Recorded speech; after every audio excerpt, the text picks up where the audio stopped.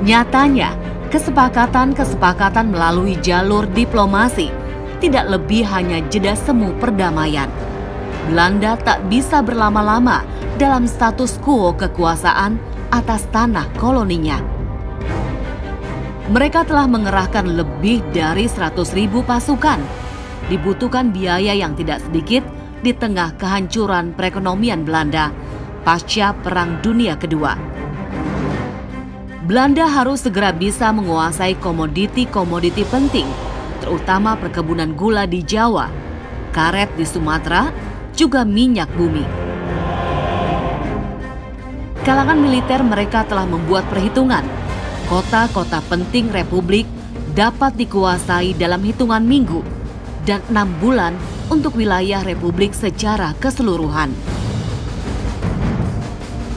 Akhirnya, 20 Juli 1947, Belanda melancarkan agresi militer pertamanya di Indonesia. Belanda sendiri menamakan gerakan ini sebagai aksi polisionil, yaitu kebijakan penegakan ketertiban di wilayah dalam negeri sendiri.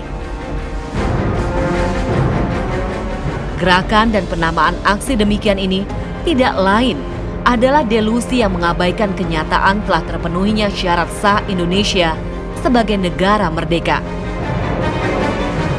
Belanda telah melakukan invasi ke wilayah Republik Indonesia, sebagaimana yang telah diakui Belanda dalam perjanjian Linggarjati. Dengan agresi ini, perjanjian Linggarjati pun resmi dilanggar oleh Belanda. Pasukan Belanda bergerak dari Jakarta dan Bandung untuk menguasai Jawa Barat, dan dari Surabaya untuk menguasai Madura dan ujung timur Pulau Jawa.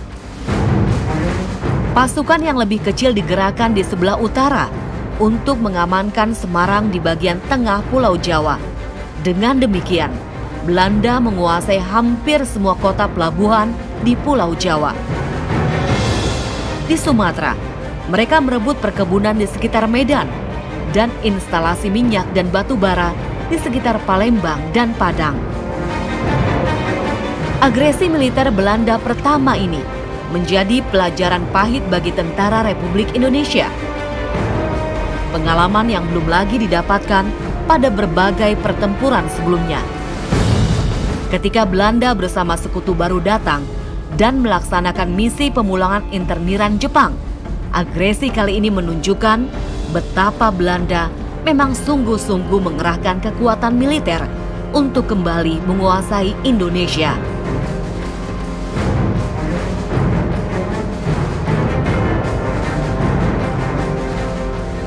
Pertempuran itu menyadarkan Nasution sebagai panglima bahwa kita tidak bisa perang melawan Belanda dengan linear perang. Oleh sebab itu lahirlah gagasan gerilya. Gerilya itu kucing-kucingan. Dan tekanannya, doktrinnya Nasution itu mengepung tentara Belanda dari desa-desa.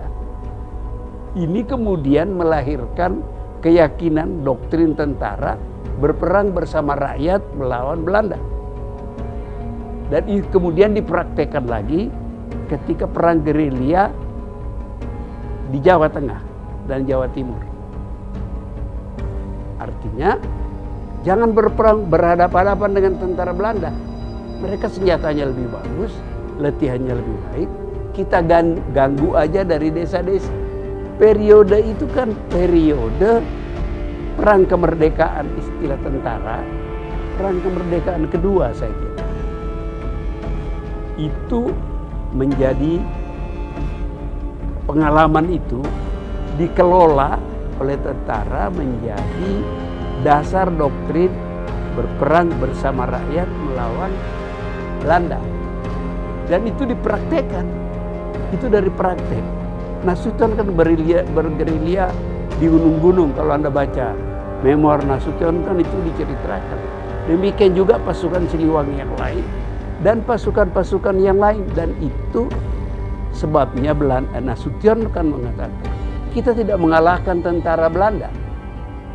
Kita membuat mereka kepayahan. Mereka tidak terlatih perang seperti kita, makan dari rakyat.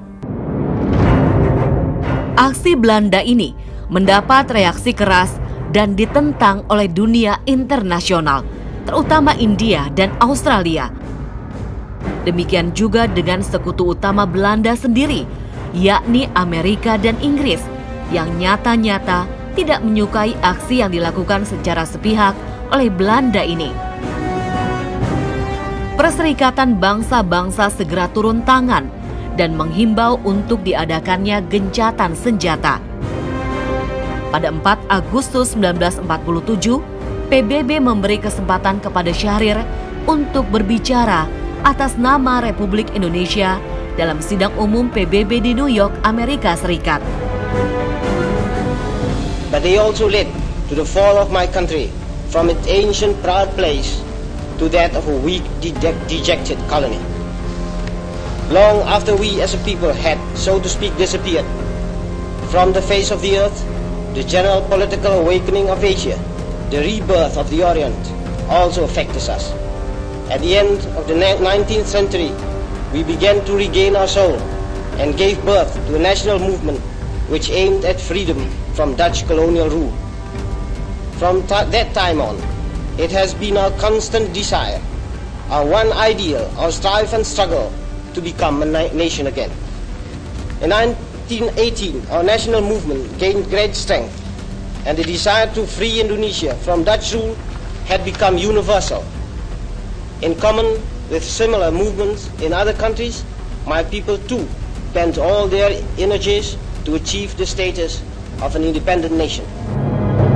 Syahrir mewakili Indonesia berhadapan dengan diplomat senior Belanda, Elko Van Clevens. Pidato Syahrir dalam sidang ini mendapat apresiasi dan dukungan, baik dari peserta sidang, perwakilan, negara-negara dunia, dan media internasional kala itu.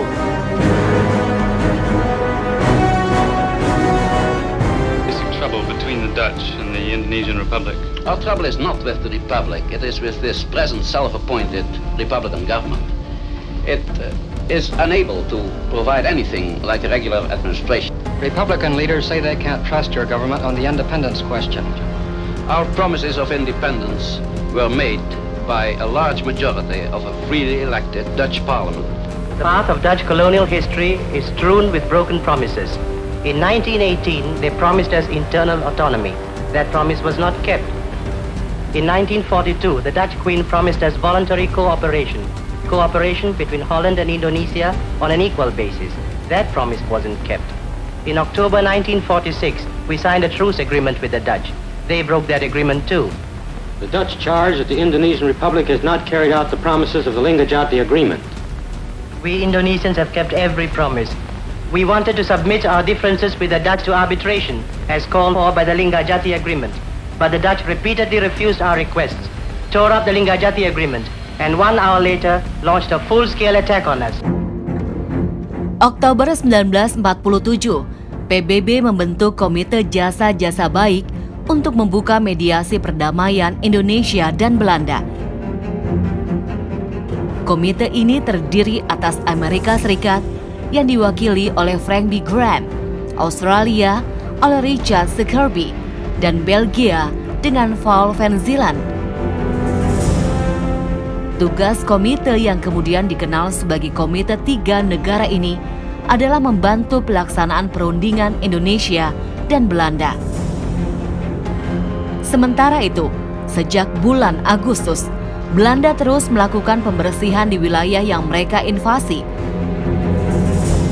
Tentara Republik dan Laskar Pejuang terus bertahan, menjalankan siasat perang gerilya. Divisi Siliwangi di Jawa Barat menjadi salah satu garda penting perlawanan terhadap pendudukan militer Belanda.